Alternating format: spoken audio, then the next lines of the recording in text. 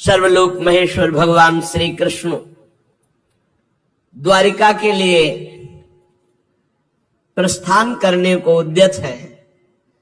इतने में महाभाग्यमयी भगवत भक्ति का स्वरूप साक्षात माता कुंती जी आती हैं और प्रभु से हाथ जोड़ करके विनय करते हैं।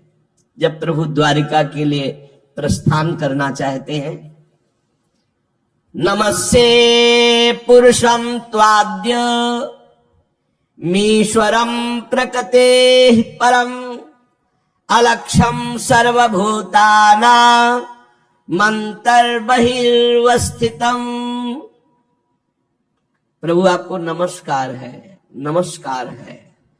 महापुरुषों ने जो भगवान की स्तुति की उसमें बहुत सुंदर ज्ञान विज्ञान और बहुत सुंदर भक्ति, बड़ी महिमा विराजमान है। ध्यान से सुने और भगवत स्तुति सुनने का फल होता है पापों का नाश और हृदय की शीतलता।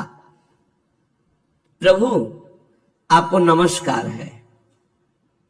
आप बहुत ध्यान से सुनेंगे तो ज्ञान विज्ञान भी भरा हुआ है।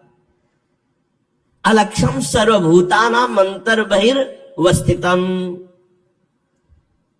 दिखाई नहीं दे रहे अलक्षम, पर सर्वभूतानां समस्त देहधारियों के अंतर और बहिर, बाहर और भीतर आप ही विराजमान है, दिखाई नहीं दे रहे। अलक्षम सर्वभूतानां मंतर बहिर अवस्थितम, बाहर और भीतर प्रभु ही प्रभु विराजमान है। पर हमारे नेत्र नहीं है, माया देखने वाले नेत्र हैं। त्रिगुण ब्रह्मा जी के द्वारा त्रिगुण से रचे नेत्र हैं, तो त्रिगुण की रचना देख सकते हैं और भगवान तो त्रिगुणातीत है। कह रहे हैं नमस्ते पुरुषम त्वाद्यमीश्वरम प्रकृते परम, आप तो प्रकृति से परे हैं और मेरे नेत्र प्रकृति को देख सकते हैं बस।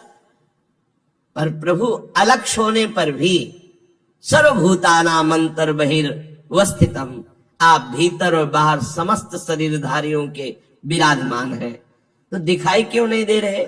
माया जवनिकाच्छन्नम अज्ञान, ये अज्ञान जो माया जनित है इसी के कारण नहीं दिखाई दे रहे। अधोक्षर अव्यय नालक्ष्य से मूल दृशा नटो नाट्य धरो यथा। प्रभु भला मैं तो अबोध नारी हूं, आप पुरुषोत्तम अविनाशी आदि पुरुष प्रकृति से परे, इंद्रियों में जो भी सामर्थ्य है जिस विषय को जानते हैं, पर उनकी सामर्थ्य नहीं कि आप तक वो पहुंच सके। प्रभु जो अभी मूढ़ता के अंतर्गत है वो आपको नहीं जान सकते। मूढ़ कौन पुरुष है? अहंकार विमूढ़ात्मा करता हमिति मन्यते, मैंने ये किया, मैं करूंगा, मैं ऐसा कर सकता हूं, मैं, ये मूढ़ता।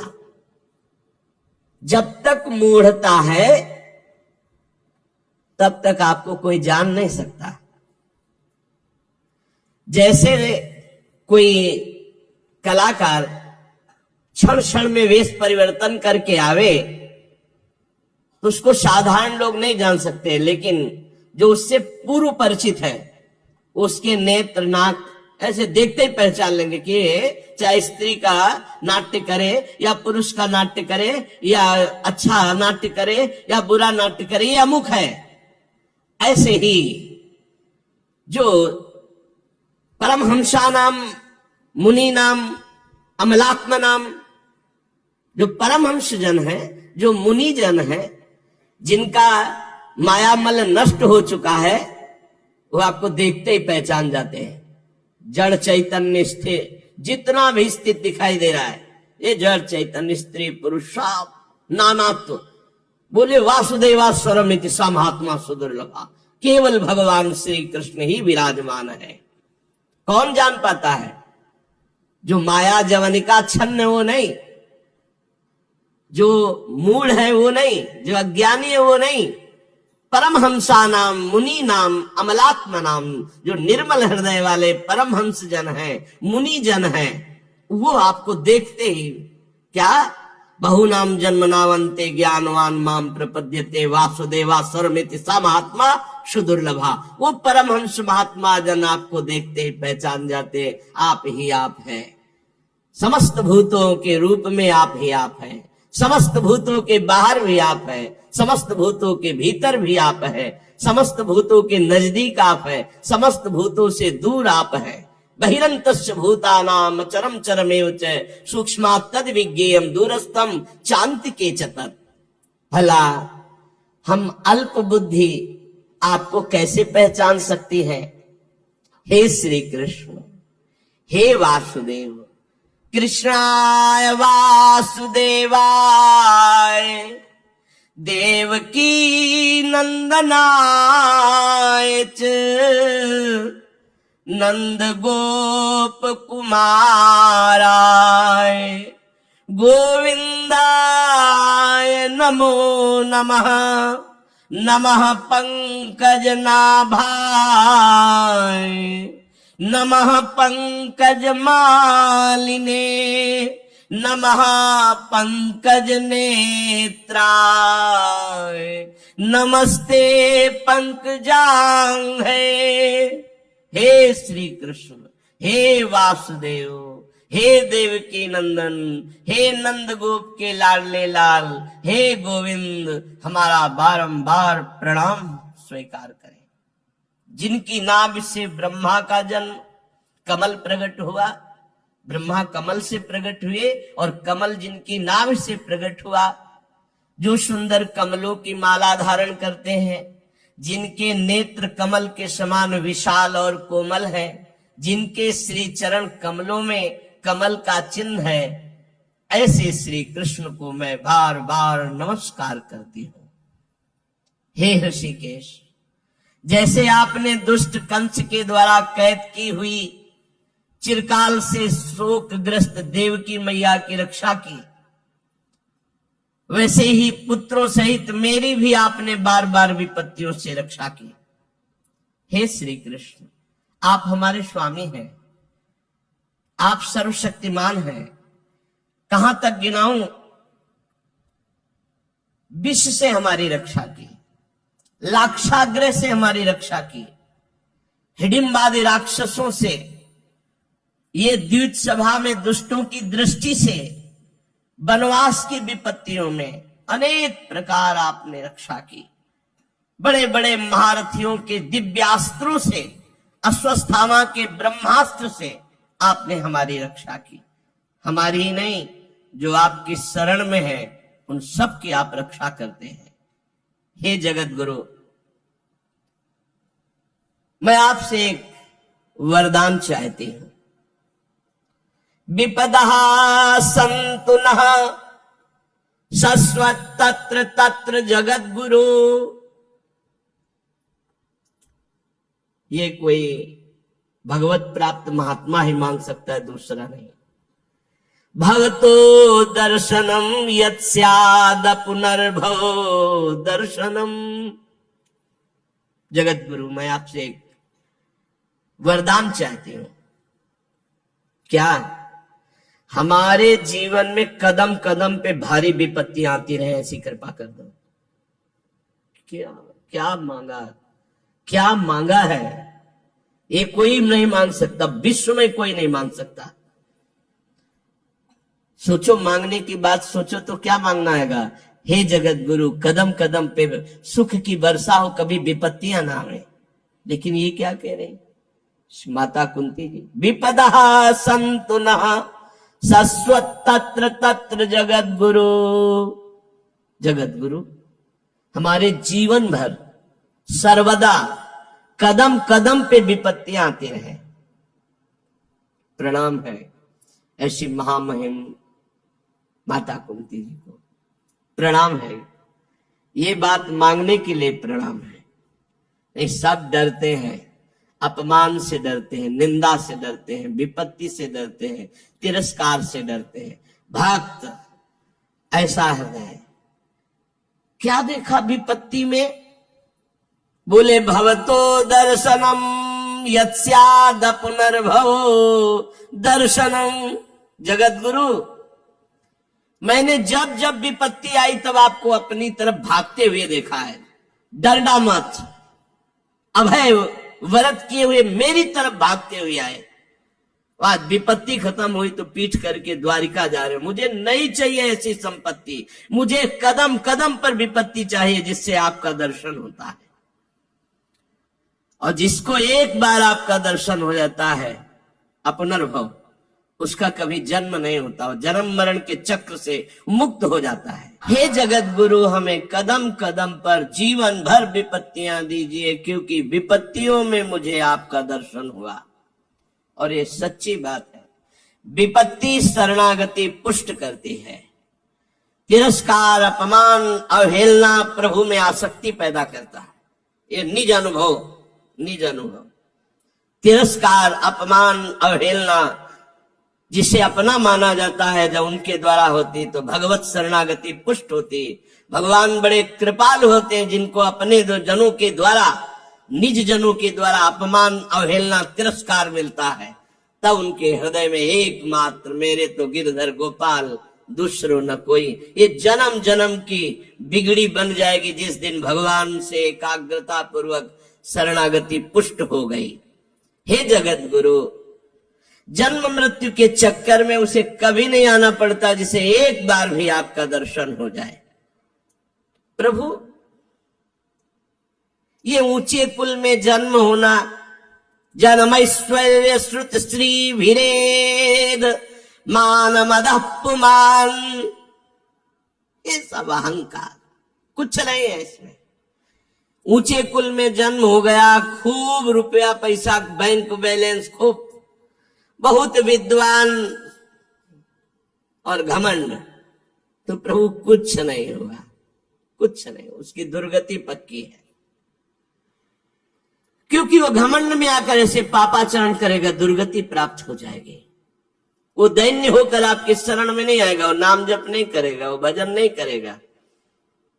जिनको थोड़ा शरीर स्वस्थ है, ऐसे यत्किंचित धन है, संतों के प्रति उनकी भावना शास्त्र के प्रति या भगवान के प्रति नहीं होती। हे प्रभु, ये ऊंचे कुल में जन्म होना, ये ऐश्वर्य, रुपया, पैसा, विद्या, ये संपत्ति, ये घमंड पैदा कर देते हो। घमंड दुर्गति, दुर्गति पक्की। प्रभु, आप ऐसे घमंडियों को अपनी भक्ति, अपना नाम, अपना सत्संग छूने तक नहीं देते। यह भागियों को नहीं मिलता है, बड़े भाग्यशाली। संत समागम समन लाभ कछुआन, उमा संत समागम समन लाभ। इस सृष्टि में परम लाभ क्या? भगवान की भक्ति, भगवान से प्रेम। ये कहां से होता है? ये साधु समागम, भगवत प्रेमी महात्माओं के संग से होता है। प्रभु, आप उनको दर्शन देते हैं जो दैन्य होते हैं, जो अकिंचन होते हैं, जो निर्धन होते हैं। अब यहां निर्धन किसको कहते हैं? जिसका अहंकार भगवान के चरणों में समर्पित हो गया। देखो, अम्बरीश जी चक्रवर्ती सम्राट है, पर न तप का अहंकार है, न भजन का अहंकार है, न राजा होने का अहंकार। हाथ जोड़े दुर्वासा जी के सामने खड़े, दुर्वासा जी कृत्या प्रकट कर रहे, एक कदम पीछे नहीं हट रहे, वैसे ही हाथ जोड़े खड़े। भगाया सुदर्शन चक्र ने, वैसे हाथ जोड़े खड़े। लौट के आए, वैसे ही हाथ जोड़े मिले। दैन्य, अकिंचन और निर्धन, सुनेरी मैंने निर्बल के बलराम। ये अपबल, तपबल, बाहुबल, दामबल, विद्याबल, ये सब भगवान से विमुख करने वाला होता है। आप निर्धनों के परम धन है। जिस पर आपका कृपा प्रसाद होता है, वो प्रपंच माया उसकी तरफ देख भी नहीं सकता। आप ऐसे भक्तों के हृदय में विहार करते हैं जो अकिंचन, दैन्य, आंसुओं से कपोल भींज रहे। प्रभु, मैं कैसे रिझाऊं आपको, मेरे में तो कोई बल नहीं है। हे शांत स्वरूप, हे कैवल्य मोक्षाधिपति, हे श्री कृष्ण, मैं बार बार आपको नमस्कार करती हूं। मैं आपकी कृपा से जानती हूं कि आप कौन है। आप अनादि, अनंत, सर्वव्यापक, सबके नियंता, काल रूप, परम ईश्वर है, ये मैं अनुभव कर रही हूं। कुंती माता कह रही, संसार के समस्त पदार्थ और प्राणी ये आपस में राग द्वेष करके विषमता के कारण परस्पर अशांत हो रहे, जल रहे, लड़ रहे, मर रहे, परंतु आप उस स्थिति में भी उनमें समान रूप से विराजमान रहकर निर्लेप रहते हैं। भगवान, आप जब मनुष्यों की सी लीला करते हैं तो कौन ऐसा है जो आपको जान सके? आप क्या करना चाहते हैं कोई नहीं जानता, और मैं आपकी कृपा से जानती हूं कि आपका कभी कोई ना प्रिय है और ना अप्रिय है,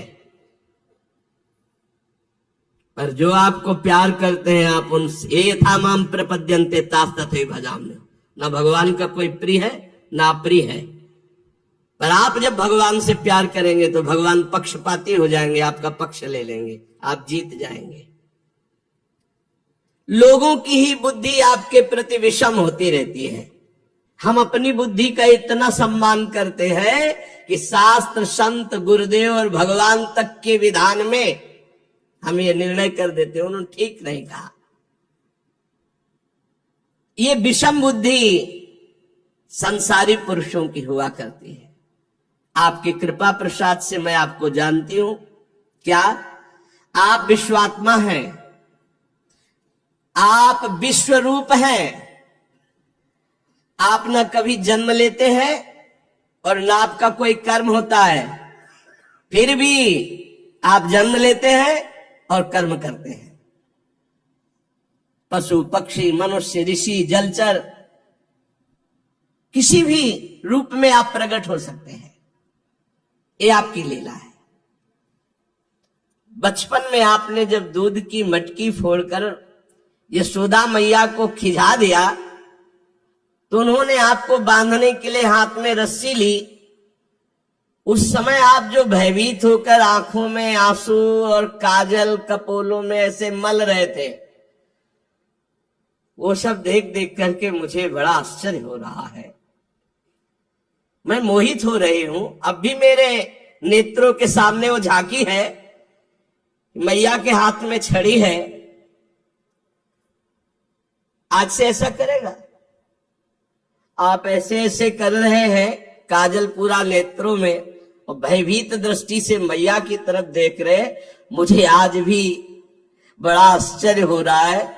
मुख झुका हुआ, नेत्र मैया की तरफ, भय से युक्त। अरे जिसके भय से काल भी भयभीत हो जाता है वो है आप। मैया की एक छोटी सी छड़ी से आप भयभीत। प्रभु प्रभु, आप जनाना ना चाहे तो आपको कोई नहीं जान सकता। हे अजन्मा, आप जन्म क्यों लिए? कोई कोई महापुरुष योग कहते हैं कि अपने प्रिय भक्त पुण्य श्लोक महाराजाधिराज यदु की कीर्ति का विस्तार करने के लिए यदुवंश में आपने उतार लिया। दूसरे लोग कहते हैं सुतपार प्रश्नी के रूप में वसुदेव देवकी जी ने भारी तपस्या की तो आपने उनको वरदान दिया, इसलिए आप अजन्मा होकर प्रकट हुए। कोई कहता है दैत्यों के नाश के लिए आपका अवतार हुआ। कुछ लोग कहते हैं इतना पाप बढ़ गया था कि पृथ्वी डगमगा रही थी तो ब्रह्मा जी की प्रार्थना से आप प्रकट हुए। कोई महापुरुष कहते हैं कि संसार में अज्ञान, कामना, कर्मों के बंधन में जकड़े हुए पीड़ित जो जीव हैं, आप उनके स्मरण, उनके लीला गायन, उनकी सेवा, उनका आकर्षण, इसलिए आपने ये मानव रूप धारण किया। क्योंकि आप जब लीला करते हैं तो गा गा कर हृदय पवित्र होता है। आपका जो नाम है उसका जप करके जीव मुक्त हो जाता है। अगर आपका अवतार ना होता तो आपका लीला, आपका रूप, आपका चरित्र कैसे गायन करने में आता? ये आपका लीला चरित्र और आपका नाम जब जन्म मृत्यु के प्रवाह को रोक देता है। बहुत सुंदर। हे भक्तवांछा कल्पतरु प्रभु, आप अब हमें छोड़कर प्रगट में जाना चाहते हैं तो आप जानते हैं कि हम नहीं जी सकते आपके चरणारविंद के वियोग में।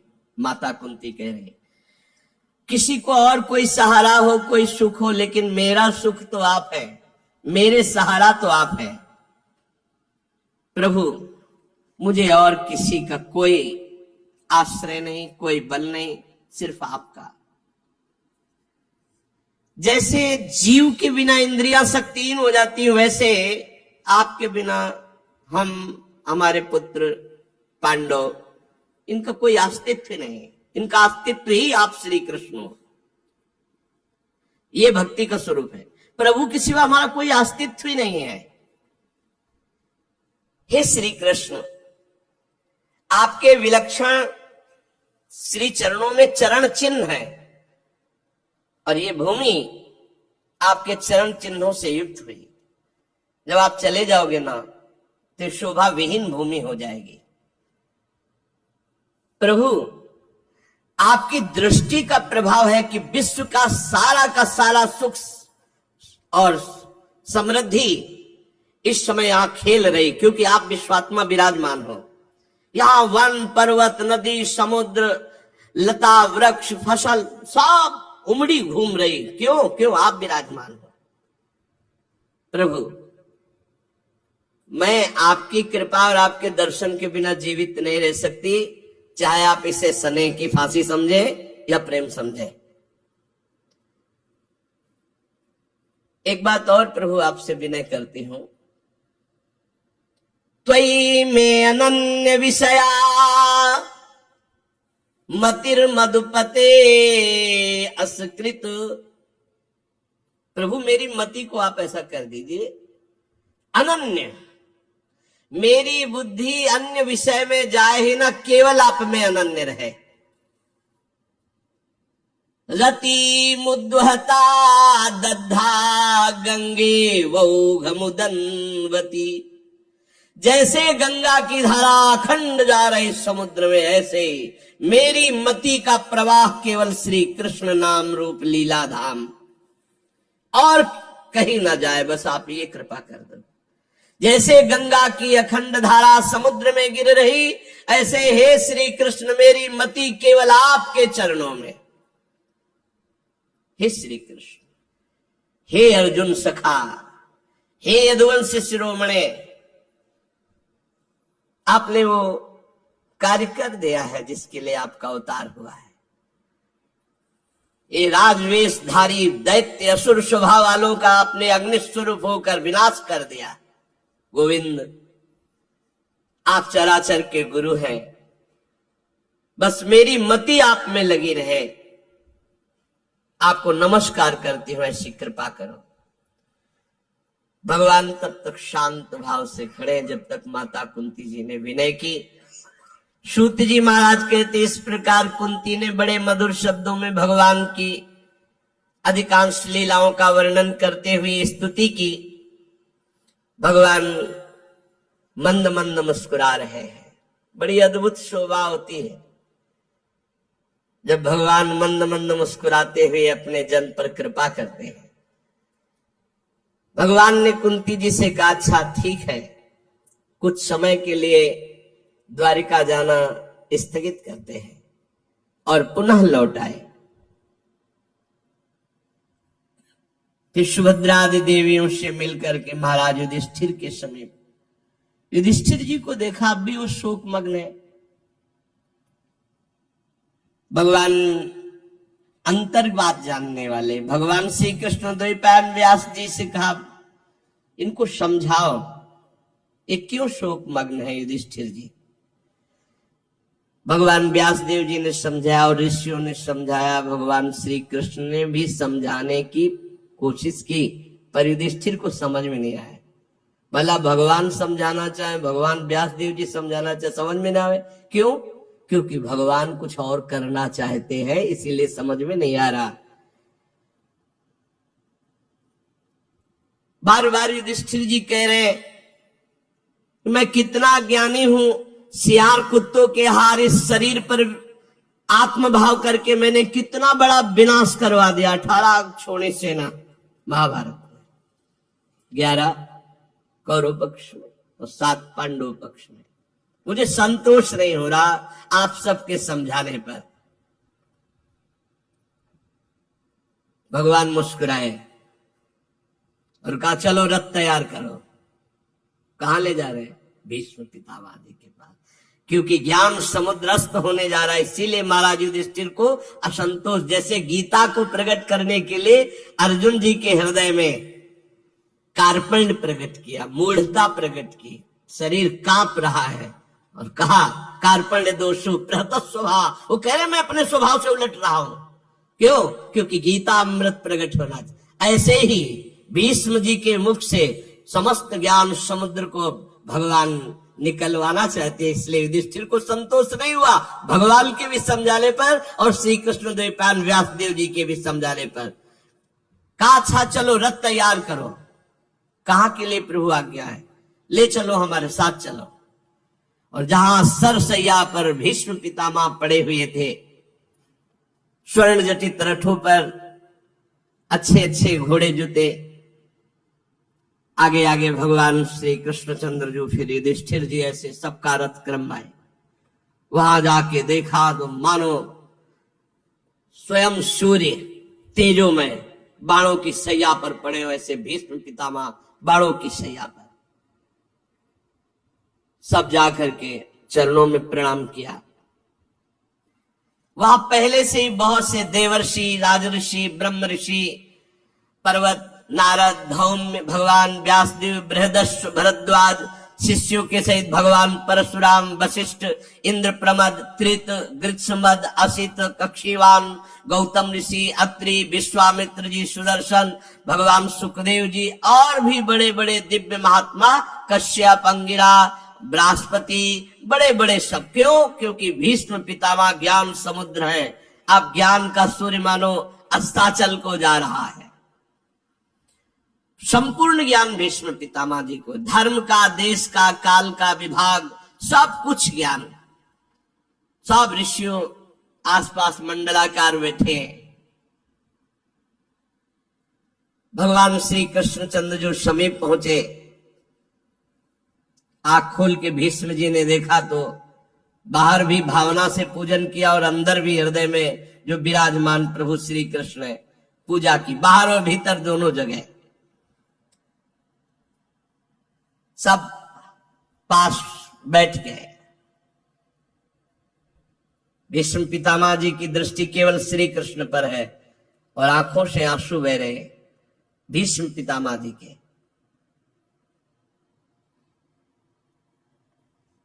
फिर युधिष्ठिर को नजदीक बुला और हाथ इशारे, तुम्हें बहुत कष्ट हुआ क्योंकि अन्याय का उस समय बोलबाला था। तुम लोग साधु सेवी, भगवत सेवी, तुमको इतना कष्ट नहीं होना चाहिए। तुम बचपन से दुख भोग रहे हो पांडव। अतिरथी पांडु की मृत्यु के समय तुम्हारी अवस्था बिल्कुल छोटी थी, तब से आज तक तुम्हें कष्ट ही कष्ट झेलना पड़ा। देखो ये ध्यान रखना, जैसे बादल वायु के वश में रहते हैं, ऐसे लोकपालों सहित संपूर्ण जगत इन श्री कृष्ण के अधीन है। ये काल के भी काल है। तुम लोग दुखी मत होना, ये इन्हीं की मंगलमयी लीलाएं हैं। नहीं तो जहां साक्षात धर्मपुत्र राजा युधिष्ठिर हो, जहां वायुपुत्र गदाधारी भीमसेन हो, जहां धनुर्धारी गांडीव धनुष धारण करने वाले अर्जुन हो और उनके मित्र भगवान श्री कृष्ण हो, वहां दुख विपत्ति की संभावना भी नहीं। ये केवल इनकी लीला, श्री कृष्ण की लीला है। युधिष्ठिर, तुम इन कालों के भी महाकाल श्री कृष्ण को नहीं जानते हो, कब ये क्या करना चाहते हैं। कोई भी नहीं जानता, बड़े बड़े ज्ञानी भी नहीं जानते। युधिष्ठिर, सब ईश्वर कोटि के जितने महात्मा है सब इनकी इच्छा के अधीन है। इनको कोई नहीं जान सकता। जितना जनाते हैं उतना ही जान पाएगा। युधिष्ठिर, ये सब जितने ऋषि बैठे सर्वज्ञ हैं, ये सब जानते हैं कि श्री कृष्ण ही साक्षात भगवान है। इन्हीं के अंश से आदि पुरुष भगवान नारायण और जितने अवतार होते हैं इन्हीं के अंश से हैं। ये अपनी माया से अपने को छिपाकर मनुष्य लोक में ऐसी लीला कर रहे हैं जिससे इनके प्रभाव को कोई पूर्ण ये न जान पावे कि सच्चिदानंद भगवान है। मैं अंतिम समय गूढ़ रात से बोल रहा हूं कि साक्षात भगवान है। बोलते ना अंतिम समय तो झूठ कोई बोलता नहीं, कि भीष्म पितामह तो सत्य प्रतिज्ञ है, फिर भी कह रहे मैं अंतिम समय बोल रहा हूं। ये साक्षात भगवान समस्त अवतारों के अवतारी युधिष्ठिर, ये भगवान शंकर, देवर्षि नारद, भगवान कपिल, ये साफ सर्वज्ञ महात्मा है। जो मैं बोल रहा हूं उसको जान रहे हैं। जिसे तुम अपना ममेरा भाई समझ रहे हो, प्रिय मित्र समझ रहे हो, हितैषी समझ रहे हो, तुमने प्रेम बस जिनको अपना मंत्री बनाया, दूत बनाया, सारथी बनाया और संकोच नहीं किया, तुम जानते हो ये कौन है? ये स्वयं परब्रह्म परमात्मा है। ये सर्वात्मा समदर्शी अद्वितीय अहंकार रहित निष्पाप परमात्मा, ये तुम्हारे प्रेम विवश होकर ऊंचे से ऊंचे, नीचे से नीचे हर कार्य करने में कभी संकोच नहीं किया। युधिष्ठिर ये समतत्व है, फिर भी देखो तुम्हारी भक्ति के वश होकर पक्षपात किए। यही कारण है, यही कारण है इनकी करुणा का। क्या? भक्ति का पक्षपात, कि जब मैं अब अपने प्राण त्यागने जा रहा हूं तो स्वयं साक्षात चलकर हमारे सामने उपस्थित हुए। ये उपदेश दिलाने नहीं, ये हमारा अंतिम बनाने आए हैं। भगवत प्राण योगी पुरुष भक्ति भाव से इनमें अपना मन लगाकर और वाणी से इनका नाम कीर्तन करके जब शरीर त्यागता है तो कामना और कर्म बंधन से छूटकर जीवन मुक्त वो भगवत धाम जाता है। देव देवेश कैसे प्रसन्न लग रहे हैं, कैसा हास्य प्रकट हो रहा है। देखो ना, रक्त कमल के समान अरुण नेत्र कैसे उल्लसित है, कैसा श्रीमुख। और ये तब जब मैं शरीर त्यागने जा रहा हूं। युधिष्ठिर उनकी बात सुनकर सरसैया पर सोए हुए भीष्म पितामह से बहुत से ऋषियों के सामने नाना प्रकार के धर्मों के संबंध में अनेकों प्रश्न पूछे गए। तत्ववेत्ता भीष्म पितामह ने वर्ण आश्रम के अनुसार पुरुष के स्वाभाविक धर्म, वैराग्य, राग के कारण और विभिन्न रूप से बतलाए हुए निवृत्ति प्रवृत्ति रूप द्विविध धर्म, दान धर्म, राजधर्म, मोक्ष धर्म, स्त्री धर्म, भागवत धर्म, सबका जो जो प्रश्न किया गया सबका भीष्म पितामह जी ने उत्तर दिया। भीष्म पितामह जी शांत होते चले जा रहे हैं। फिर भगवान श्री कृष्ण में दृष्टि लगाई, प्रश्नोत्तर बंद। देखा पीतांबर फहरा रहा है, नील मेघ की कांति गंभीर मुद्रा में भगवान श्री कृष्ण खड़े हैं। भीष्म जी की एकटाक आंख श्री भगवान पे। क्या सुंदर मृत्यु का, अब भीष्म जी है, क्या सुंदर। आसपास सब भगवत स्वरूप महात्मा, सामने भगवान श्री कृष्ण। भीष्म जी को अब किंचन मात्र भी दुख नहीं है बाणों के चोट का। समस्त इंद्रियों को एक जगह रोक दिया, मन को एकाग्र किया और भगवान श्री कृष्ण से कहा, इतिमति रूप कल्पिता वितृष्णा भगवती सात्वत पुंगवे विभूमि स्वसुखमुपगते क्वचिद् विहर्तुम् प्रकृतिमुपेयुषु यद्भव प्रवाह त्रिभुवन कमलं तमालवर्णं रविकर गौरवराम्बरं दधाने वपुरल ककुलावृताननाब्जं विजय सखेरतिरस्तु मेन वद्या। मृत्यु का समय है। मैंने आज तक अपनी बुद्धि को बचा के रखा है बलिहारी, समस्त साधनों से पवित्र करके, शुद्ध एवं कामना रहित करके आज तक बचा कर रखा है। हमारी बुद्धि ने किसी का वर्ण नहीं किया, कुंवारी है। हे श्री कृष्ण, आज इस बुद्धि का वर्ण करो आप, अंतिम समय है।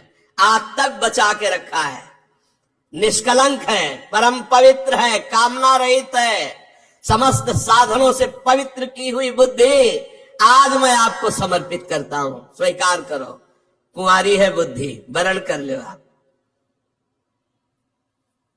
जो सदा सर्वदा आनंद स्वरूप में स्थित रहते हैं, अपने ही स्वरूप में रमण करते हैं, लीला करने की इच्छा से प्रकृति को स्वीकार करते हैं, ये सृष्टि परंपरा जिनके ही इच्छा से चल रही, जिनका शरीर त्रिभुवन सुंदर श्याम तमाल के समान श्यामला, जिस पर सूर्य रश्मियों के समान श्रेष्ठ पीतांबर लहरा रहा, कमल सदस्य नेत्र, कमल सदस्य मुख, घुंघराली अलकावली, मुस्कुरा रहे। हे अर्जुन सखा, हे श्री कृष्ण, मेरी निष्कपट प्रीति आप में हो। मुझे याद है उस झांकी आपकी, जिस समय मैंने प्रण किया था कि शांतनु पुत्र, गंगा पुत्र भीष्म नहीं कहूंगा, यदि आपको युद्ध में अपना प्रण छोड़कर अगर अस्त्र लेकर न दौड़ा दूं तो गंगा पुत्र नहीं कहूंगा। तो आपने अपना प्रण तोड़ दिया और मेरी बात रखी। बड़ी विलक्षण झांकी, मुख पर घुंघराली हल्के, घोड़ों की टाप से उड़ी हुई धूल, पसीने की छोटी छोटी बूंदें, मुझे याद है वो झांकी। और मैं अपने दिव्यास्त्रों से आपके शरीर को बेंध रहा था। ये पूजा आपके कवच को छिन्न भिन्न कर दिया। पर उस समय भी मेरा मन, मेरा प्राण, मेरा शरीर, मेरा अंतःकरण, मेरी आत्मा आपको समर्पित थी। अर्जुन सखे, आपने पार्थ के लिए सब सैनिकों की आयु छीन ली, विपक्ष की। मेरी परम प्रीति है आप में, आज खोल के बोल रहे, मेरी परम। उस समय भी मैं, जिस समय आपको बाण मार रहा था, मेरा जीवन, मेरा प्राण, मेरा आत्मा, मेरा सर्वस्व आप थे, खेल था। अर्जुन जब अपने मुझ जनों को देख करके मोहित हुए, तब आपने उनकी अविद्या का नाश करने के लिए विशुद्ध गीता का उपदेश किया। ऐसे गीता गायक श्री कृष्ण में मेरी प्रीति है। श्री कृष्ण, भला आप ईश्वर की प्रतिज्ञा को कोई तोड़वा दे, लेकिन आपने मेरी बात रखने के लिए जैसे सिंह हाथी को मारने दौड़े, ऐसे रथ का पहिया लेकर कूद पड़े मुझे मारने के लिए। प्रभु, और मुझ आताताई ने उस समय भी आपके ऊपर बाण चलाए, आपका कवच तोड़ डाला। अर्जुन के रोकने पर भी बलपूर्वक जब मेरी तरफ दौड़े, तो मैंने बाण और धनुष रख दिया और कहा, जय हो आपकी। आपने अपना प्रण तोड़ करके मेरे प्रण की रक्षा किया, मार डालिए, मुझे कोई फर्क नहीं पड़ता। उस समय भी रोषपूर्ण दृष्टि और भक्त वत्सलता झलक रही थी। ऐसे श्री कृष्ण में मेरी एकमात्र गति हो। अर्जुन के रथ की रक्षा में सावधान, बाएं हाथ में घोड़ों की रास, दाहिने हाथ में चाबुक और मुख पर अपूर्व शोभा। उस महाभारत युद्ध में मैंने सदैव इसी रूप को देखा है। और मैं मरणासन मरने जा रहा हूं, तो आप करुणा करके पार्थ सारथी मेरे सामने खड़े हो। मेरी परम प्रीति आपके चरणों में हो। जिनकी लटकीली सुंदर चाल, हाव भाव, चेष्टाएं, मधुर मुस्कान, प्रेम भरी चितवन, अंतिम समय एकदम। गोपियां रासलीला में जो सुख प्राप्त किए, ऐसे श्री कृष्ण का आलिंगन, ऐसे श्री कृष्ण के साथ प्रेमोन्माद से मतवाली होकर नृत्य करना, मैं चिंतन करता हूं सुख का, और ऐसे श्री कृष्ण में मेरी परम प्रीति हो। जिस समय युधिष्ठिर का राजस्व यज्ञ हो रहा था, मुनियों और बड़े बड़े राजाओं से भरी हुई सभा में सबसे पहले इन्हीं श्री कृष्ण की अग्र पूजा हुई मेरी आंखों के सामने। वही प्रभु आज मेरी मृत्यु के समय मेरे सामने खड़े, कितने कृपालु हैं। वास्तव में इस समय मैं श्री कृष्ण को प्राप्त हो रहा हूं। न भय है, न भ्रम है, न कोई संशय है। समस्त ऋषियों, सबके हृदय में विराजमान श्री कृष्ण को मैं प्राप्त हो रहा हूं। धीरे धीरे वाणी मौन, नेत्र मूंद लिए। जे ही सबने देखा भीष्म पितामह की वाणी रुक गई, दृष्टि मुंद गई। सब एकदम अचानक खड़े हो गए और देखा प्राण रहित भीष्म का शांत शरीर। भगवान में सबसे कहा, मैं भगवान को प्राप्त हो रहा हूं। ये अंत है, सामने भगवान खड़े। दृष्टि, मन, बुद्धि, चित्त, प्राण सब भगवान के चरणों में समर्पित कर दिया। अनंत ब्रह्म श्री कृष्ण में भीष्म पितामह जी वैसे ही लीन हो गए। आप चारों ओर सन्नाटा छा गया, जैसे दिन के बीतने पर संध्या काल के बाद पक्षियों का कलरव शांत हो जाता है।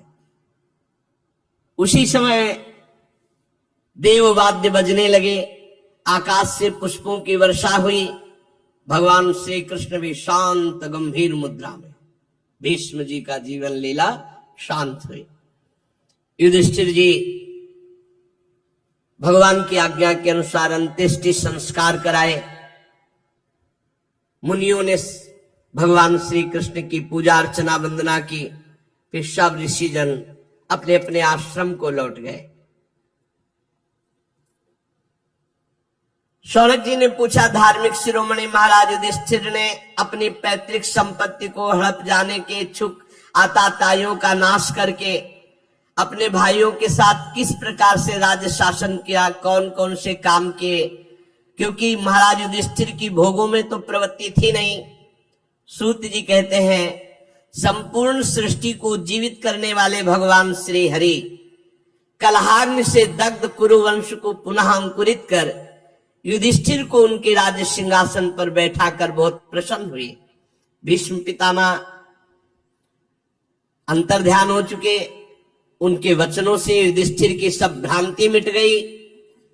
भगवान के आश्रय से समुद्र पर्यंत सारी पृथ्वी का शासन, समस्त राजा लोग उनकी आज्ञा में, ऐसा महान पद युधिष्ठिर जी को प्राप्त हुआ। भगवान महल की जितनी भी देवियां हैं सबसे मिल रहे हैं।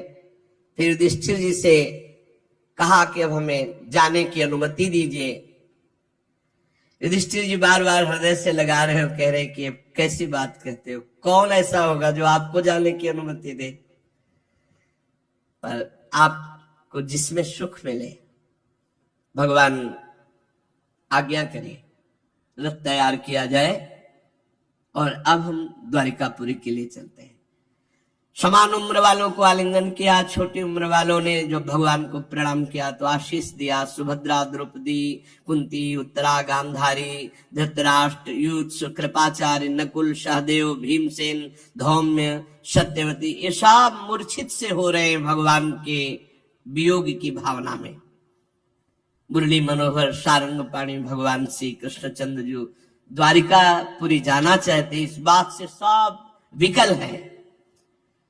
भगवत भक्त संत पुरुषों के संग से जिनका दुस्संग छूट गया है, वह विचारशील पुरुष भगवान के मधुर मनोहर सुयस को, नाम को एक बार स्वाद पा ले तो छोड़ नहीं सकता।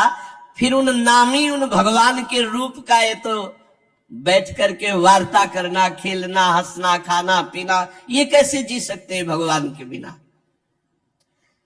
जो दुष्संग त्यागी सत्संगी जन है, उनको एक बार चस्का लग जाए भगवान की कथा का, भगवान के नाम का, तो वो जीवन त्याग सकते हैं। भगवान का भजन या भगवान की लीला कथा नहीं त्याग सकते। फिर जिनको सामने भगवान खेले, हंसे, खाए, वो ये सब पांडव कैसे विरह सह सकते हैं। भगवान ने सुभद्रा जी की तरफ देख करके प्रसन्न मुद्रा में संतोष धारण करो। राजा युधिष्ठिर द्वारिका जाने के लिए व्यवस्था कर रहे। भगवान किसी को मधुर मनोहर वचनों से, किसी को दृष्टि से, किसी को छू को, किसी को बोलकर, किसी को हृदय से लगा के सबको संतुष्ट कर रहे हैं। भगवान के प्रस्थान के समय मृदंग, शंख, भेरी, वीणा, ढोल, नरसिंगे, धुंधुरी, नगारे, घंटे, दुंदुभियां एक साथ बजने लगी। भगवान के दर्शन की आकांक्षा से हस्तिनापुर में भीड़ लग गई। भगवान के प्रिय सखा घुंघराले वाल वाले अर्जुन ने पीतम श्री कृष्ण का श्वेत छत्र पकड़ रखा, जिसमें मोतियों की झालर लटक रही, रत्नों का डंडा, उसको पकड़े हुए। उद्धव और सात्विकी बड़े भाव से चंवर डुला रहे। भगवान जे भी रथ चला, चारों ओर पुष्पों की वर्षा, बड़ी मधुर झांकी। दिव्य ब्रह्म ऋषि लोग वेद वाक्य उच्चारण कर रहे हैं, आशीष सुनाई दे रहे हैं। हस्तिनापुर की रमणियां भगवान श्री कृष्ण के रूप में चित्त को लगाए हुए और आपस में बात कर रहे हैं। सखी, ये सनातन परम पुरुष परमात्मा है, जो प्रलय के समय भी अपने अद्वितीय निर्विशेष रूप में स्थित रहते हैं। जब प्रलय होता है तो ब्रह्मा जी संपूर्ण सृष्टि समेट करके इन्हीं में समा जाते हैं। ये जगदात्मा ईश्वर है, संपूर्ण जीव इन्हीं में लीन होते हैं और फिर इन्हीं से प्रकट हो जाते हैं। ये देखो, सब जीवों को मोहित करते हुए छुपे हुए कैसे है। इस जगत में जिसके स्वरूप का साक्षात्कार जितेंद्री योगी अपने प्राणों को वश में करके भक्ति से प्रफुल्लित निर्मल हृदय से किया करते, वही ये श्री कृष्ण साक्षात पर ब्रह्म मेरे नेत्रों के सामने है। सखी, वास्तव में उसी का जीवन धन्य है जिसने इनको देखा, जिसने इनकी सुंदर लीलाओं का गायन और श्रवण किया। जब भगवान की हेतु की कृपा होती तब लीला गायन, लीला श्रवण, नाम जप, इनमें रुचि होती है। बड़ा प्रशंसनीय है वो जो भगवान के नाम गुण रूप लीला धाम में, और धन्य है यदुवंशी जो इनके साथ खा पी कर हंस खेल कर महान सुख ले रहे हैं। हे सखी, बड़े हर्ष की बात है कि द्वारिका ने सब लोगों का तिरस्कार करके सौभाग्य प्राप्त किया, क्योंकि ये द्वारिका में विराजमान है। सखी, हम तो उनके सौभाग्य देख रहे हैं जिनका पाणी ग्रहण इन्होंने किया है। पाणी ग्रहण ये शरणागति भी है। एक पाणी ग्रहण का संबोधन है विवाह से और एक पाणी ग्रहण का संबोधन है शरणागति से। हम तो सखी धन्य धन्य उनको मानती हैं जिनका पाणी ग्रहण भगवान बाहु पकड़ लेते हैं शरणागत की। अवश्य उन्होंने कोई बड़ा व्रत, कोई स्नान, कोई हवन, कोई जप तप किया होगा, क्योंकि परमात्मा उन्हें प्रीतम रूप से मिले। वो बार बार इनकी रूप माधुरी का पान करती होंगी। सखी, स्मरण मात्र से मेरा हृदय व्याकुल हो रहा है, मूर्छा सी आ रही है। कितना सुख प्राप्त करते हैं, और इनसे भी ज्यादा सुख तो ब्रज गोपियों ने प्राप्त किया। सखी, धन्य है वो ब्रज गोपियां जिनके इशारे पर ये नंद नंदन नाचते थे। सखी, सबसे बड़ा सुख श्री रुक्मिणी जी को मिला द्वारिका में। शिशुपाल आदि मत वाले राजाओं का मान मर्दन करके अपने बाहुबल से उठा लाए, अपहरण कर। प्रद्युम्न शांबाद कितने इनके पुत्र हैं। और हमने तो सुना है कि भौमासुर को मार करके लाए हुए 16,000 इनकी और पत्नियां हैं। वास्तव में वो सब धन्याति धन्य देवी होंगी। उनका जीवन परम धन्य हो गया, परम पवित्र, परम उज्जवल हो गया, जिसको श्री कृष्ण ने स्वीकार कर लिया। इनकी महिमा का वर्णन क्या करें, ये तो साक्षात कमल नयन भगवान पर ब्रह्म परमात्मा श्री कृष्ण है। हस्तिनापुर की स्त्रियां से प्रभु के विषय में बातचीत कर रही। अजात शत्रु युधिष्ठिर ने भगवान श्री कृष्ण की रक्षा के लिए बहुत सी सेना साथ भेजी। यद्यपि भगवान सर्व समर्थ पर प्रियता में शंका होती है। अधिक प्रीतिमन भाषण देहा। युधिष्ठिर जी ने आग्रह करके से कि भगवान आप सेना साथ ले जाइए। भगवान कुरजांगल, पांचाल, सूरसेन, यमुना के तटवर्ती प्रदेश, ब्रह्मावर्त, कुरुक्षेत्र, मत्स्य, सारस्वत, मर्धन्नो देश को पार करके फिर अनर्त देश में आए। यहां कुछ विश्राम किया। जलाशय समीप था, संध्या वंदन किया। फिर अनर्त देश में पहुंचे। वहां के लोगों ने जो ही सुना कि भगवान पधार रहे, द्वारिकापुरी के लोग, पांचजन्य शंख भगवान ने सबको आनंदित करने के लिए बजाया।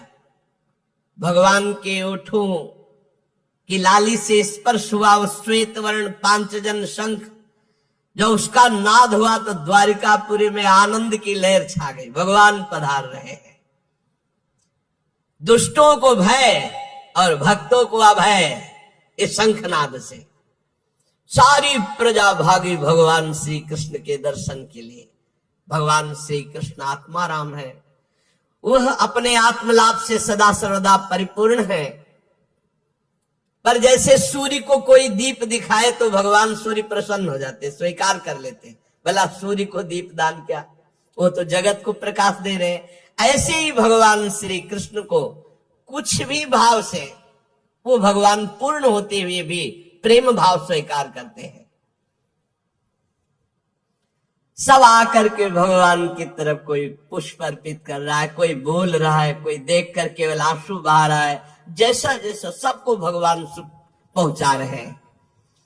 अयोध्या, राधा राधा, द्वारिकावासी इतने विकल है। ये अयोध्या शब्द क्यों आया, क्योंकि इस समय हमारा मन अयोध्या में गया। जब राम जी आए अयोध्या में 14 वर्ष बाद, तो सबके मन में था कि भगवान हमसे सबसे पहले मिले, सबसे पहले हमसे मिले। तो भगवान ने सबकी बात पूर्ण करने के लिए अमित रूप प्रगटे ते ही काला, अनंत रूप धारण कर लिए। और सबसे क्षण महु सब मिले भगवाना, उमा मरम काहू नहीं जाना। एक क्षण में पूरे अयोध्या वासियों से भगवान सबसे पहले मिले। अमित रूप प्रगटे थे, अमित रूप में ऐसे भगवान किसी को गले लगा रहे, किसी को वचन से, किसी से कोई अस्त्र प्रवाह कर रहा है, कोई पुष्प डाल रहा है, कोई दुलार कर रहा है। भगवान द्वारिकाधीश द्वारिकापुरी में सबको सुख पहुंचा रहे हैं। हाथ जोड़ करके द्वारिकावासी भगवान से कहते, स्वामिन हम आपके वियोग में कितने व्याकुल थे। हमारे प्राण तो सदैव आपके चरण कमलों में बसते हैं। ये चरण कमल भगवान ब्रह्मा, शंकर, इंद्र आदि सब इनकी वंदना करते हैं। जो इन चरणों की शरण ले लेता है, समर्थ काल एक बाल बांका तक नहीं कर सकता।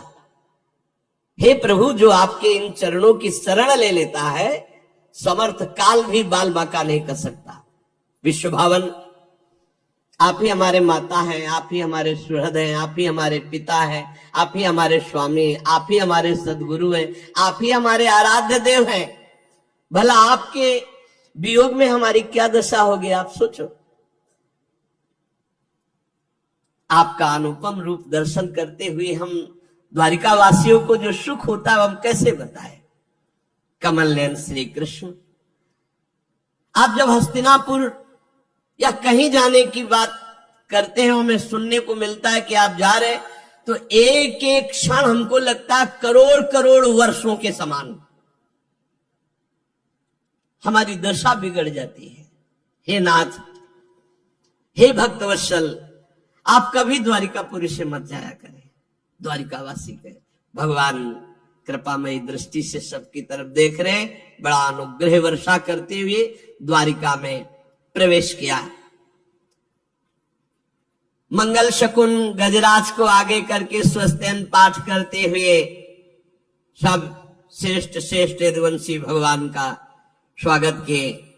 भगवान सबसे अलग अलग यथा योग्य मिले। किसी को सिर झुकाकर प्रणाम किया, किसी के पैर छुए, किसी को नेत्रों से देख लिया, किसी को गले से लगाया, किसी से हाथ मिलाया, किसी की तरफ मुस्कुरा भर दिया, किसी की तरफ प्रेम दृष्टि। जैसा अधिकारी वैसे भगवान ने सबको, द्वारिकावासी सबको सुख प्रदान किया। बालक वृद्ध सब भगवान सबसे मिले। भगवान श्री कृष्ण के बाहर रहने के कारण जितनी विरह व्यथा थी सब द्वारिका की वासियों की दूर हुई। जिनकी निर्मल और मधुर हंसी, लजीली चितवन एक बार हृदय में बैठ गई तो विश्व विजयी कामदेव का भी कोई प्रभाव उसके हृदय में नहीं पड़ता। ये है श्री कृष्ण। जिसके हृदय में श्री कृष्ण रूप माधुरी आ गई तो विश्व विजयी कामदेव का भी प्रभाव उसके हृदय में नहीं पड़ता। और जिनकी मंद मुस्कान, तिरछी चितवन की चोट में मुनिमन मोहन मदन मोहन के भी हृदय में बेशुद्ध अवस्था आने लगती, उन प्रियाजू के चरणों की दास्ता जिसके हृदय में हो, फिर क्या कहना है। श्री कृष्ण अपने एकांत सेवे निज जनों को बहुत सुख प्रदान करते हैं। शौनक जी ने कहा, सूत जी, अभी पीछे आपने बताया था कि अश्वत्थामा ने ब्रह्मास्त्र चलाया था उत्तरा के गर्भ में, तो ब्रह्मास्त्र का प्रभाव और गर्भस्थ शिशु बच जाना, ये कैसे हो सकता है। गर्भ में महान ज्ञानी महात्मा परीक्षित जी थे, तो हमें लगता है कि भगवान ने ही उस समय स्वयं रक्षा की होगी, क्योंकि ब्रह्मास्त्र से बचना संभव है। फिर दूसरी बात मेरी और प्रश्न बन रहा है कि परीक्षित जैसे धर्मात्मा से कोई अपराध बन जाना, उनके लिए शाप होना, श्री सुखदेव जी का ज्ञानोपदेश करना, हम पूरा प्रसंग सुनना चाहते हैं। सूत जी ने कहा, धर्मराज युधिष्ठिर अपनी प्रजा को प्रसन्न रखते हुए पिता के समान उसका पालन करने लगे। वो भोगों से निष्प्रिय होकर निरंतर भगवत स्मरण परायण होते हुए राज्य पालन करते। अतुल संपत्ति, बड़े बड़े यज्ञ करके भगवान की आराधना करते। जम्बूद्वीप के स्वामी, स्वर्ग तक उनका यश, क्या कमी थी महाराज युधिष्ठिर के पास। देवता लालायित होते ऐसे भोग थे। पर महाराज पांडवों को भगवान श्री कृष्ण के सिवा और कुछ प्रिय नहीं था। शौनक जी, जिस समय अश्वत्थामा ने ब्रह्मास्त्र चलाया, उत्तरा के गर्भ में ब्रह्मास्त्र का प्रभाव गया, तो वो बालक ब्रह्म तेज से जलने लगा ब्रह्मास्त्र के प्रभाव से। पर उस समय उस बालक ने देखा कि श्याम वर्ण एक तेजस्वी ज्योतिर्मय पुरुष आसपास उसके ऐसे घूम रहा है और ब्रह्म तेज बाहर आसपास।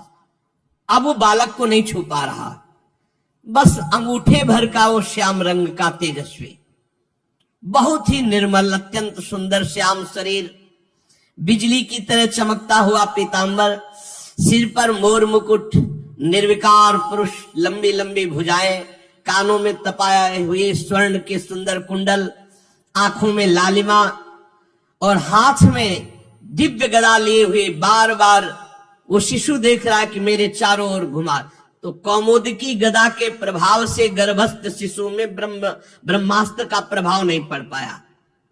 जैसे सूर्य अपनी किरणों से कुहरे को भगा देता है, वैसे ही कौमुदकी गदा के प्रभाव से ब्रह्मास्त्र के तेज को उस महापुरुष ने शांत कर दिया।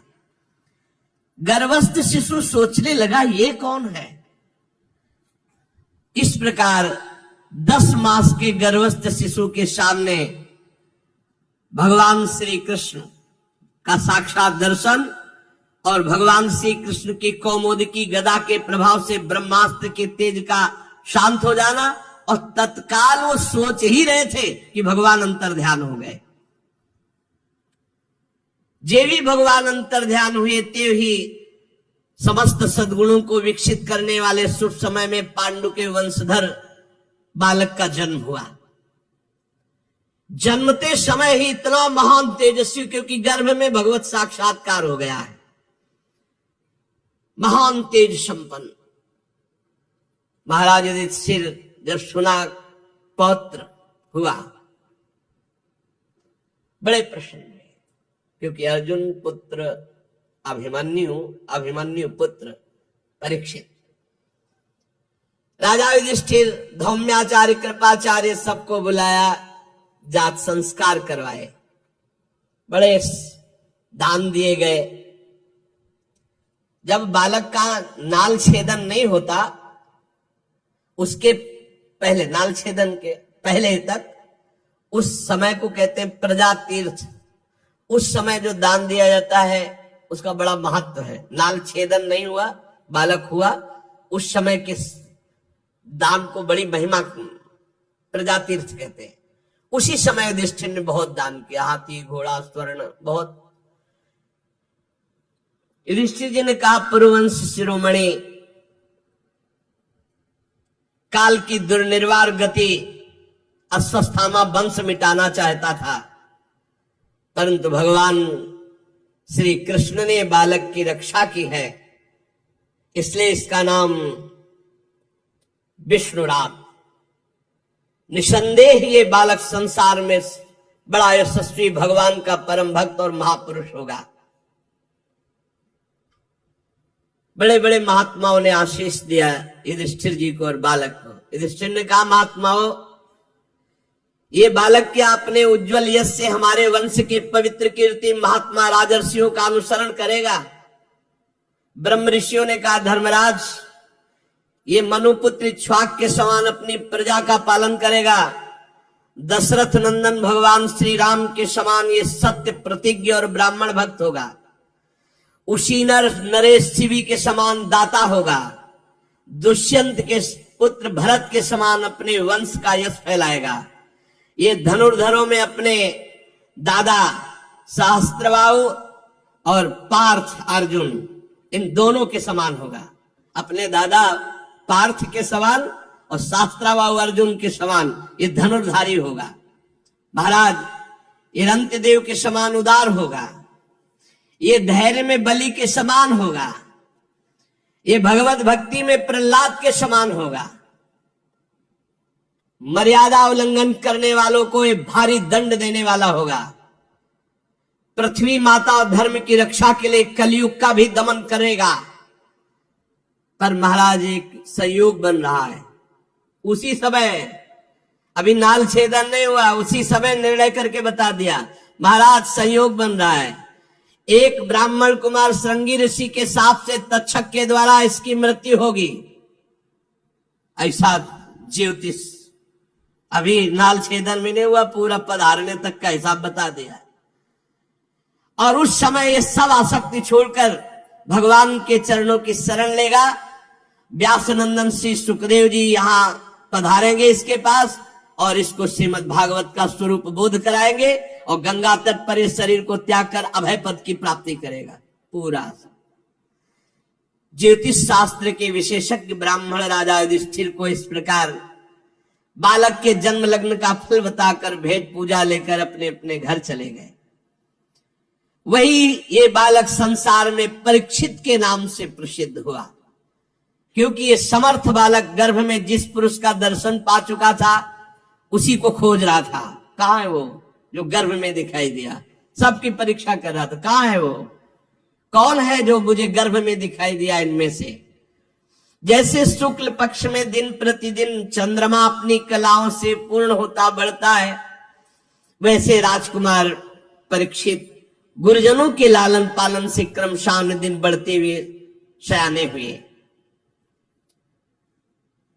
स्वजनों के वध का प्रायश्चित करने के लिए राजा युधिष्ठिर ने अश्वमेध यज्ञ के द्वारा भगवान की आराधना की,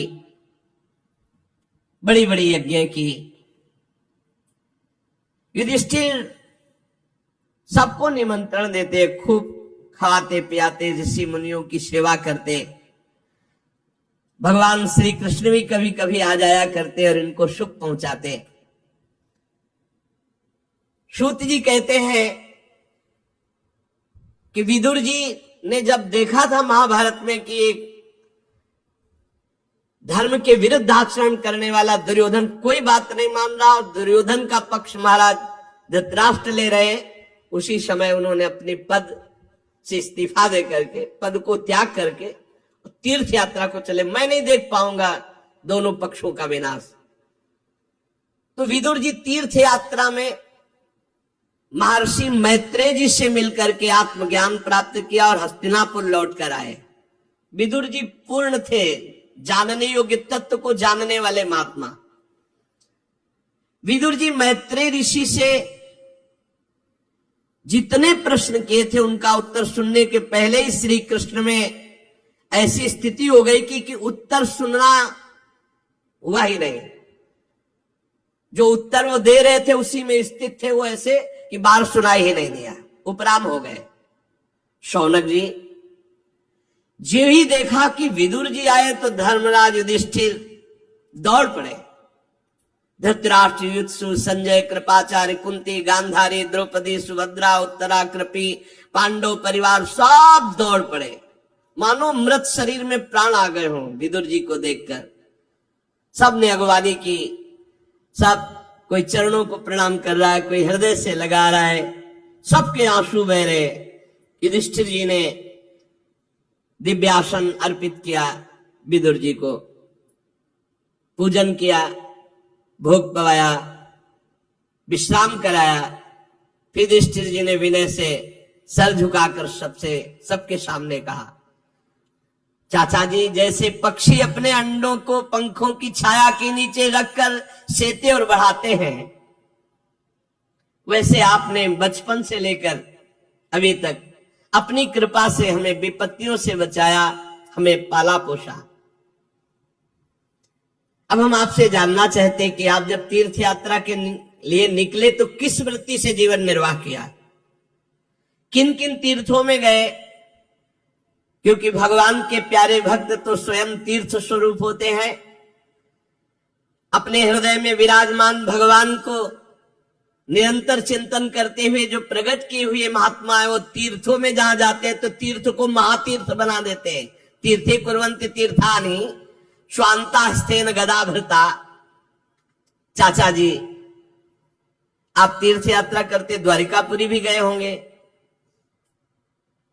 भगवान श्री कृष्ण मेरे तो जीवन प्राण आराध्य देव है, सुखी है ना? आपने जाकर देखा वहां सब सुखी है? युधिष्ठिर जी के इस प्रकार पूछने पर विदुर जी ने तीर्थों और यदुवंशियों के संबंध में जो कुछ देखा सुना अनुभव किया था क्रम से बतला दिया, पर मुख्य बात नहीं बताई। जब ये विदुर जी लौट करके आए थे तब तक यदुवंशियों का राधेश्याम हो चुका था, उसे गुप्त कर लिया। क्योंकि करुणा में विदुर जी पांडवों को अपने सामने कभी दुखी नहीं देख सकते थे, इसलिए उन्होंने कोई असही घटना नहीं सुनाई, क्योंकि वो तो स्वयं प्रकट हो जाएगी, बताने की क्या जरूरत है। हस्तिनापुर में बड़े सम्मान से विदुर जी कुछ समय तक रहे। ये विदुर जी साक्षात धर्मराज हैं, मांडव्य ऋषि के साप से 100 वर्ष के लिए विदुर रूप में आए हुए थे मानव देह में। कई बार सत्संग में सुनाया है मांडव्य ऋषि की चर्चा। इतने दिनों तक यमराज की पदवी पर अर्यमा जी थे, उस पदवी में बैठते ही वो सामर्थ्य आ जाती है। ये दैवी संपदा से युक्त पदवियां हैं। तो अर्यमा जी ठीक पापियों को उचित दंड दे रहे थे। राज्य प्राप्त हो जाने पर अपने लोकपाल सरीखे भाइयों के साथ राजा युधिष्ठिर परीक्षित जी को देख करके बहुत आनंदित रहने लगे कि योग्य अधिकारी है। पर ये सब भूल चुके थे कि एक वो समय है जिसमें सर्वनाश होना है। पांडव भी ये भूल चुके थे कि अनजान में वो समय आ रहा है जिसमें हमारी मृत्यु होनी, सबको मरना है। परीक्षित जी का वो सौंदर्य, परीक्षित जी का वो सब प्रसन्न थे। देखते देखते भयानक समय आ गया जिसे टाला नहीं जा सकता। विदुर जी ने देखा काल की गति, धृतराष्ट्र से कहा महाराज अब भी तुम्हारी समझ में नहीं आता। वैराग्य दिलाने के लिए कटुवचन बोलना ही होता है। बड़ा भयंकर समय आ रहा है और तुमने बड़ा भयंकर देख भी लिया, फिर भी सुखी होकर इनके टुकड़े खा रहे हो यहां हस्तिनापुर के महल में बैठ करके। मुझे दिखाई दे रहा है सर्वनाश, अब भाग चलो यहां से, निकलो, बात की बात में सर्वनाश हो जाएगा, भागो यहां से, अपना काम बना लो, भजन कर लो। सब मारे जा चुके, फिर भी तुम्हें जीने की आशा है? शरीर बुढ़ापे का शिकार है या हस्तिनापुर में अब इनके शासन में पड़े हुए टुकड़े पार जीवित रहने की इच्छा? गृहपालवत, गृहपालवत कुत्ते, भीमापवर्जितम पिंडो मां दत्ते गृहपालवत, अहो महीयसी जंतुर जीविताशा यया भगवान। कैसा मोह है कि अब भी जीने की आशा रखते हो, पूरे परिवार का विनाश करवा दिया, अब यहां इनके दिए हुए टुकड़े खाकर जीवन व्यतीत करते हो। तुम्हें संकोच नहीं हो रहा? तुम्हें अपने हृदय में गिलानी नहीं हो रही? जिनको विष दे के मारना चाह, जिनको आग में जलाना चाह, जिनकी पत्नी को सभा में अपमानित किया, जिनकी भूमि छीन ली, जिनसे युद्ध किया, आज उनके दिए हुए टुकड़े को खा रहे हो। क्या गौरव रखते हो अपने अंदर? विदुर जी ने डांट लगाई धृतराष्ट्र जी को। हद हो गई, अज्ञान की हद हो गई। अब भी जीना चाहते हो क्या? ये पुराने वस्त्र की तरह तुम्हारा शरीर स्वयं नष्ट नहीं हो जाएगा? इसलिए अपना स्वार्थ साध लो, ममता काटो, चलो हमारे साथ चलो, हम तुम्हें उपाय बताएंगे भगवत प्राप्ति कैसे होगी। धन्य है जिसको विदुर जैसा भाई मिला हो। चाहे अपनी समझ से या दूसरों के समझाने से समझ लो, अंतिम में तुम मरोगे, तुम्हारे साथ कुछ नहीं होगा, इसलिए भजन कर लो तो तुम्हारा कल्याण हो जाएगा। अंतःकरण को वश में करो, निकलो। जो आगे होने वाला है वो तुम देख नहीं रहे, मैं देख रहा हूं, चलो हमारे साथ। विदुर जी ने धृतराष्ट्र को उत्तराखंड की तरफ, छोटे भाई विदुर जी अंधे राजा धृतराष्ट्र को उनके दिखाए हुए मार्ग से धृतराष्ट्र चल पड़े। जब गांधारी जी ने देखा कि पतिदेव अंतिम यात्रा है, अब लौटना नहीं है, तो जो सन्यासियों को सुख देता है, वीर पुरुषों को लड़ाई के मैदान में अपने शत्रु के द्वारा किए हुए न्यायोचित प्रहार से होता है, वैसा ही पतिव्रता पत्नी को महासुख होता है पति के साथ कष्ट सहने में। उनके पीछे चल दिया। अजात शत्रु युधिष्ठिर प्रातः काल नियम बनाए थे अपने बुजुर्गों को प्रणाम करने का। जो राजमहल में गए, धृतराष्ट्र, विदुर जी, गांधारी, कोई नहीं दिखाई दी। बड़े उद्विग्न चित्त संजय से पूछा, संजय कहां गए मेरे वृद्ध पिता, कहां गए मेरे चाचा जो विदुर जी, कहां गई माता गांधारी? क्या ऐसा तो नहीं कि मंद बुद्धि से मेरे से कोई अपराध बन गया हो और वो शंका करके चले गए हो? रुदन करने लगे युधिष्ठिर जी। सूत जी कहते, संजय अपने स्वामी धृतराष्ट्र को न पाकर स्नेह विकलता में बहुत कुछ उत्तर नहीं दिया। फिर धीरे धीरे चित्त को स्थिर किया, हाथों से आंसू पोंछते हुए कहा, मैंने खो दिया अपने महाराज को। धृतराष्ट्र, संजय बहुत प्यार करते थे धृतराष्ट्र जी को। कुरुनंदन, अब वो कभी नहीं मिलेंगे। तुम्हारे चाचा और गांधारी महाराज इनके संकल्प का तो मुझे पता नहीं, लेकिन मैं ठगा गया, वो मुझे छोड़कर चले गए। इस तरह वार्ता ये हो रही थी कि त्रिकालज्ञ देवर्षि नारद जी पधारे। युधिष्ठिर जी ने प्रणाम किया, संजय जी ने प्रणाम किया। युधिष्ठिर ने कहा, भगवान आप त्रिकालज्ञ हैं, आप बता सकते हैं कि मेरे चाचा कहां गए, मेरे ताऊ कहां गए, गांधारी जी कहां गई? मैं बहुत व्याकुल हूं, क्या मेरे से कोई अपराध बन गया कि मुझे छोड़कर चले गए? शायद हो सकता है मैं मोह के कारण ऐसा कोई कार्य हो कर दिया हो जिसके कारण उनको ऐसा लगा हो मेरे में संशय, और वो छोड़कर चल दिए। मैं बहुत दीन दुखी हूं, मेरे परिजन कैसे मेरे बिना रहेंगे? देवर्षि नारद जी उनको समझा रहे, पांच भौतिक शरीर है, इससे प्यार मत करो। ये काल कर्म गुणों के वश में है। जैसे अजगर के मुंह में पड़ा हुआ एक झटके में अंदर चला जाएगा, ऐसे काल हर शरीर को ग्रसित किए हुए है। हाथ वालों के बिना हाथ वाले, चार पैर वाले पशुओं के बिना पैर वाले, तृण आदि उनमें भी बड़े जीवों के छोटे जीव, ये सब एक दूसरे के आहार हैं। जीव है जीव आहार, जीव बिना जीव है नहीं, पर जो निर्णय किया गया उतना ही आहार करो। जैसे अपने लोग ये सब्जियां पाते हैं, गेहूं आदि, इनमें भी जीव है वैसे ही, लेकिन हम जितना शास्त्र आज्ञा उतना ही पाएंगे, उसके विरुद्ध जीव हत्या करेंगे तो पाप लगेगा। सब जीव से ही जीव जीवित है, घास में भी जीव है। इन समस्त जीवों के बाहर भीतर एकमात्र स्वयं प्रकाश भगवान विराजमान है। युधिष्ठिर तुम उन्हीं को देखो, इन शरीरों को नहीं।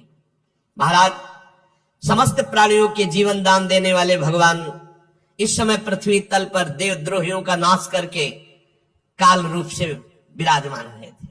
वो अपना कार्य पूरा कर चुके, बस थोड़ा सा कार्य और रह गया है तुम लोगों का। तुम लोगों के भी अंतर ध्यान का समय आ रहा है।